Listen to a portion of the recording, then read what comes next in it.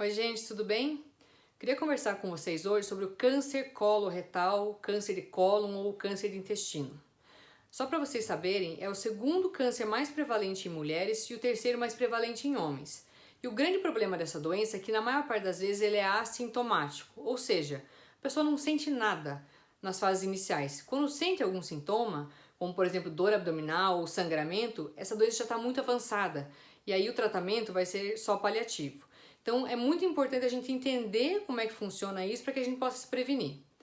Hábitos de vida saudáveis, como uma dieta rica em fibras, pouca carne vermelha, poucos alimentos embutidos, a prática de atividade física, evitar o sedentarismo e a obesidade, estão relacionados com uma prevenção da doença. Por outro lado, se você tiver uma alimentação rica em carne vermelha, pobre em fibras, tabagismo, álcool, sobrepeso e sedentarismo, você tem uma chance maior de desenvolver não só o câncer do intestino, como outras neoplasias. Quais são os sintomas que pode dar? Geralmente, como eu comentei, nas fases iniciais, sintoma nenhum, mas você pode apresentar alteração do hábito intestinal. Por exemplo, você sempre tinha o intestino reguladinho, de repente passa a ficar mais constipado, com o intestino mais preso. Ou uma mudança no formato das fezes, com fezes finas, que a gente chama de fezes em fita. Sangramento nas fezes, uma perda de peso inexplicada. A maior parte das pessoas fica feliz quando emagrece, mas uma perda de peso sem que você tenha feito uma mudança nos seus hábitos não é normal. Então, se você tiver algum sinal desses, procure um médico. O que a gente pode fazer para prevenir o câncer do intestino? Nós temos a prática de realizar a colonoscopia. Colonoscopia é um exame que a gente faz dormindo, então o paciente vai estar sedado, ele não vai sentir nada, não vai ver nada. A gente vai passar o aparelho pelo ânus e vai fazer todo o caminho do intestino grosso, até chegar no íleo terminal, que é o finalzinho do intestino delgado. A ideia desse exame é que a gente possa identificar lesões que a gente considera pré-neoplásicas, pré-cancerígenas, como por exemplo os pólipos, que são como se fossem pequenas verruguinhas que se formam no intestino.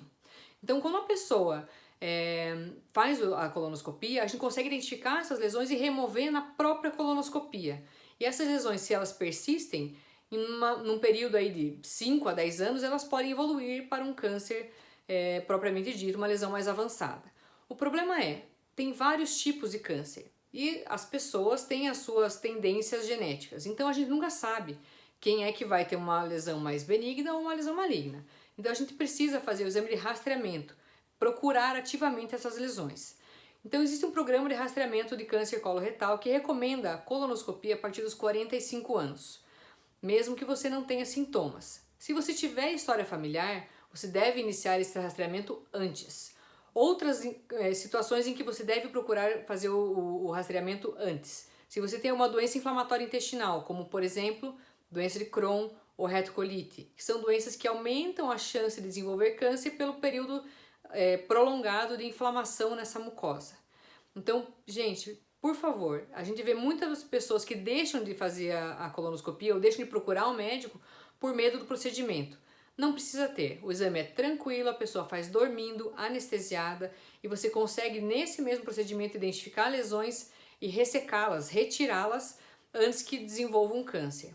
A gente também consegue tratar lesões precoces, então cânceres iniciais que acometam só as camadas mais superficiais do intestino também podem ser tratadas pela própria colonoscopia, utilizando a mucosectomia ou ISD, que é a dissecção endoscópica submucosa.